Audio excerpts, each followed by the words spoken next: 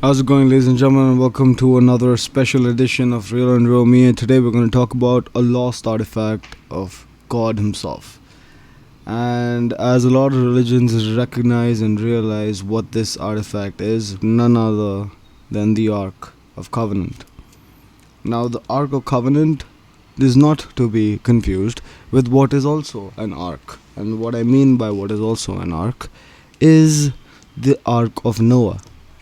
Essentially, the word ark is derived from a Latin word that means a big box. The Ark of Noah was also a big box because it fit so much. It fit so many animals in there. And it was a box, it looked like a box. And the Ark of Covenant is also supposedly a big box with important stuff of God Himself. Now, the Ark is supposed to be covered with skins and clothes at all times. And nobody is to look at it except for a high priest, and even the high priest is supposed to look at it only once a year, where he performs a ceremony. Now, the center top part of the Ark of Covenant is called mercy seat. It's a mercy seat, and supposedly every year the high priest has to perform a ceremony in which he has to go and sprinkle blood on this mercy seat to calm God down for another year. Now, I do not know if that is something that God would be into. A blood ritual essentially for God.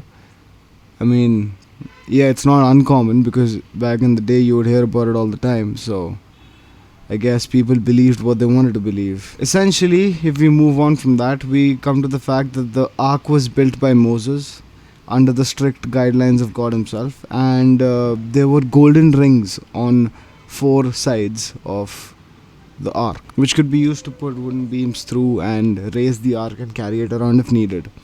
It was essentially a movable sanctuary for the Israelites. Now, the ark led the way when Israelites were banished out of Egypt and they moved through the wilderness. The ark always led the way. And while it was being moved, it was supposedly, if it had to be stored on the move or if they had to take a break, it had to be set up in this entire compound that had to be created of tokash skin.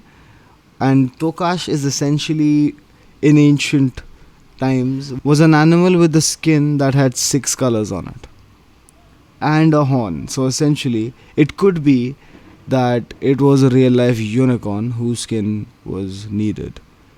And now that's all speculation, but nevertheless, let's move on to it. Got to the point wherein the ark would actively help the Israelites whenever needed. So if there was threats in front of them, it would get rid of those threats, as we'll talk about a little later.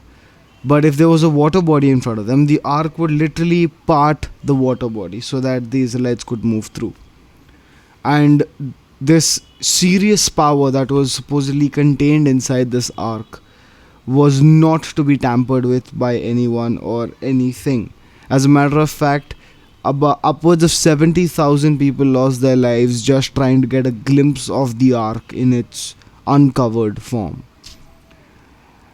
So it did not distinguish anyone for their intention. Like, there was a story of a person who wanted to study the ark and was helping it being transported when it fell out of the wagon that it was being transported in, and he laid eyes upon it and spontaneously combusted, which is disappointing at the least, but is what happened according to folklore.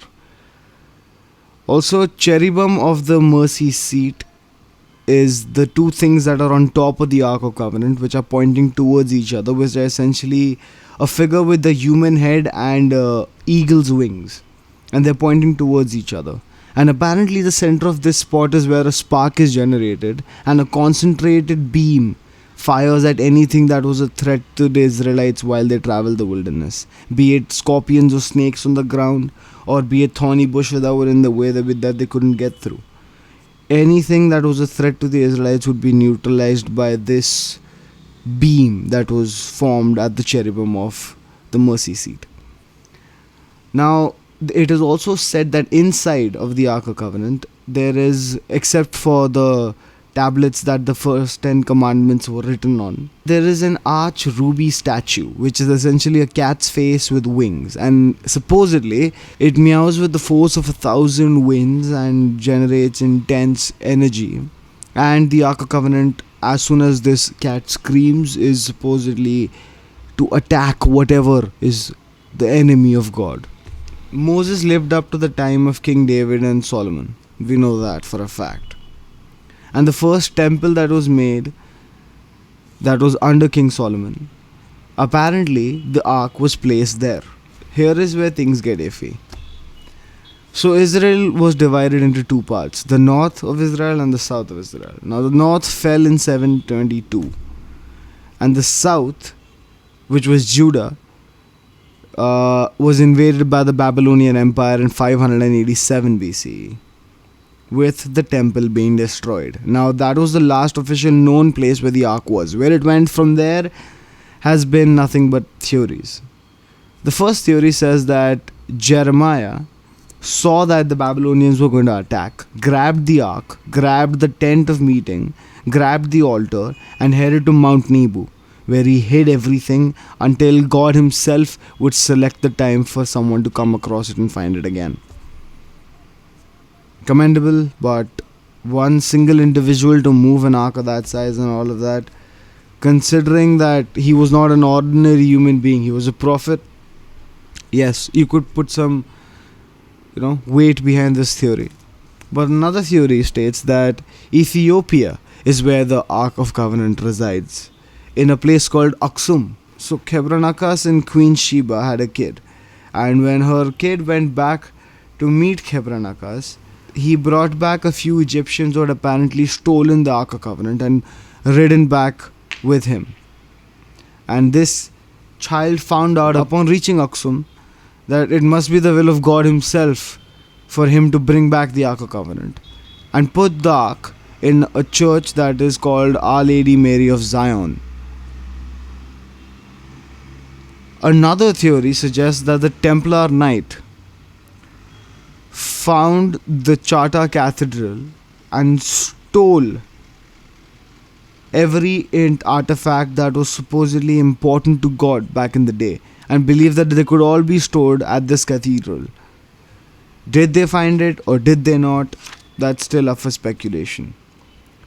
Now, another thing that we need to understand when we're talking about the Ark of Covenant is the fact that it was not something that was small by any means. It was 1.2 by 1.5 by 1.5 meters.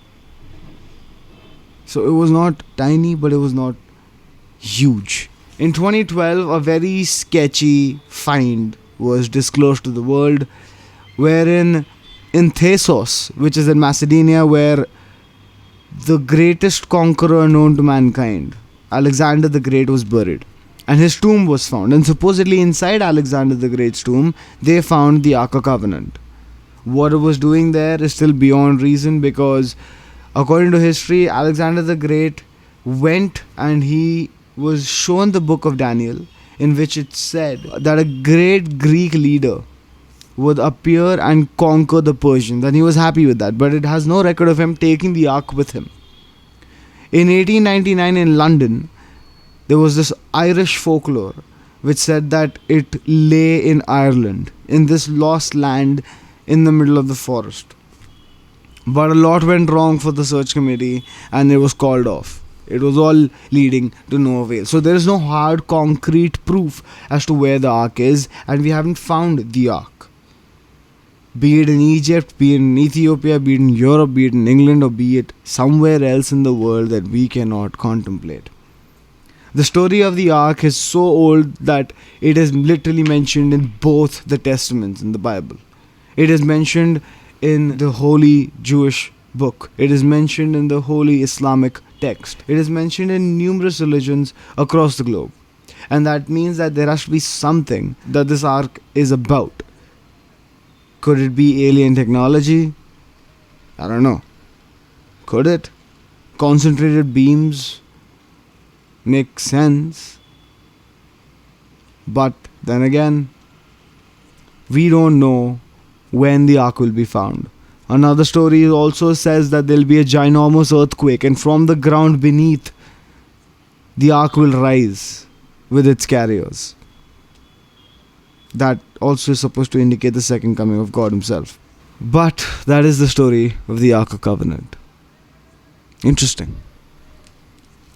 That much amount of pure gold, not an easy task.